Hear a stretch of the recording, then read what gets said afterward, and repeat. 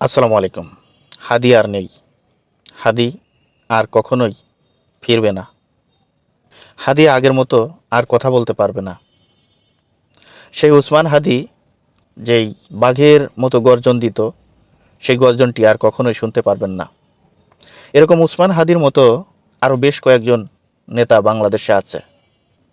তার ভিতরে গণ অধিকার পরিষদের দুইজন নেতা রয়েছে, যাদের হুঙ্কারে মানুষ উজ্জীবিত হয়, যাদের হুঙ্কার শুনে মানুষ তার জীবনের চিন্তা করে না, রাস্তায় নেমে আসে।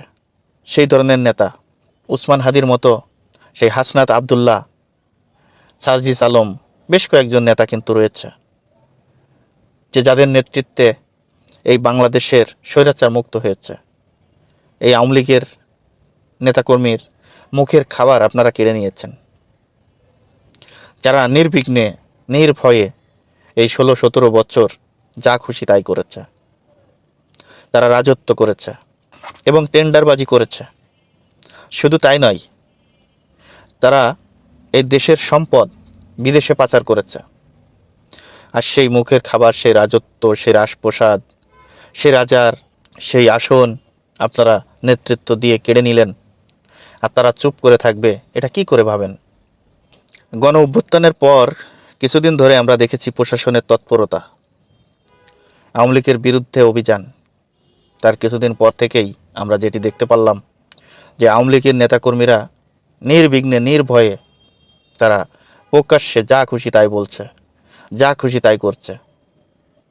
আর যারা গণ অভ্যুত্থানের নেতৃত্ব দিয়েছেন, সরকারের বিরুদ্ধে সমালোচনা করেছেন, সরকারের বিরুদ্ধে আওয়াজ তুলেছেন, এদের কণ্ঠকে রোধ করার জন্য এখনো পর্যন্ত ছাত্র আন্দোলনের উপরে যারা গুলি চালিয়েছিল, তারা কিন্তু সবাই পালিয়ে যায় নাই, মনে রাখবেন।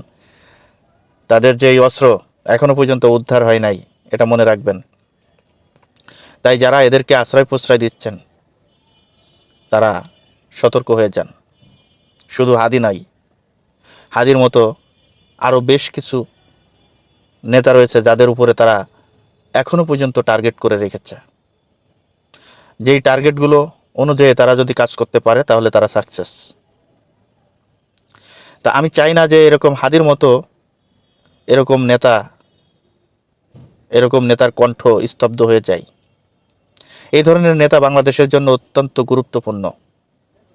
তাই বাংলাদেশের প্রশাসনেরও কিন্তু দায়িত্ব আছে এই ধরনের সন্ত্রাসীদেরকে চিহ্নিত করে তাদেরকে গ্রেপ্তার করা।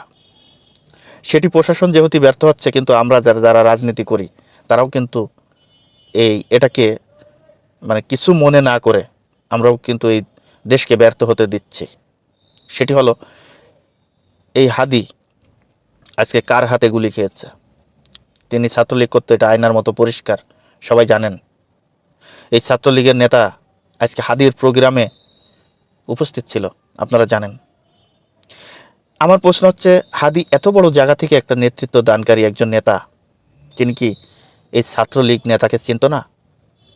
যদি না চিনে থাকে, তাহলে তার সাথে যে প্রোগ্রামগুলো করছে, কে করছে, তার সাথে কে আছে না আছে, এগুলো কি তার যাচাই বাছাই করার প্রয়োজন ছিল না? রাজনীতিটা কি এত সহজ? এত সহজভাবে রাজনীতি করলে চলবে? আপনি একজন জুলাই নেতৃত্ব দানকারী, আপনার এভাবে প্রকাশ্যে এভাবে চলাফেরা করা এবং এভাবে মানুষকে যাচাই বাছাই না করে কাছে টেনে নেওয়া, এটা ঠিক হয় নাই।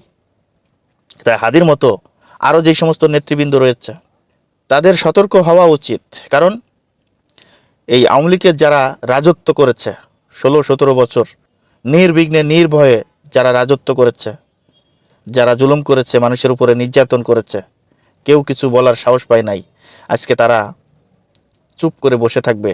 এটা হতে পারে? তাই এইগুলো চিন্তা করে আপনাদের যারা এই আওয়ামী লীগের নেতাকর্মীদেরকে নিয়ে রাজনীতি করছেন, তারা একটু ভাবেন। আওয়ামী লীগের নেতাকর্মীদেরকে নিয়ে যারা রাজনীতি করছেন, তারা একটু চিন্তা করে দেখেন যে হাদি আজকে মৃত্যু সজ্জায়। আজকে এই ধরনের নেতা যদি এই দেশ থেকে চলে যায়, এই দেশ থেকে বিদায় হয়, এই দেশে যদি আর জন্ম না নিতে পারে, তাহলে দেশের অবস্থা কি হবে সে তো বুঝতেই পারছেন। তাই আমি মনে করব যে এটা যেমন সরকারের দায়িত্ব ছিল এদেরকে চিহ্নিত করা, তেমনি যারা রাজনীতি করেন তাদেরও কিন্তু দায়িত্ব রয়েছে। এটা হাদির কাছ থেকে শিক্ষা নিয়ে যদি বুঝতে না পারেন তাহলে আপনাদের ব্যর্থতা।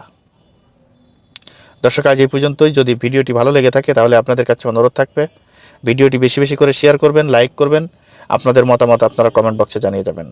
দর্শক, ভালো থাকবেন, সুস্থ থাকবেন।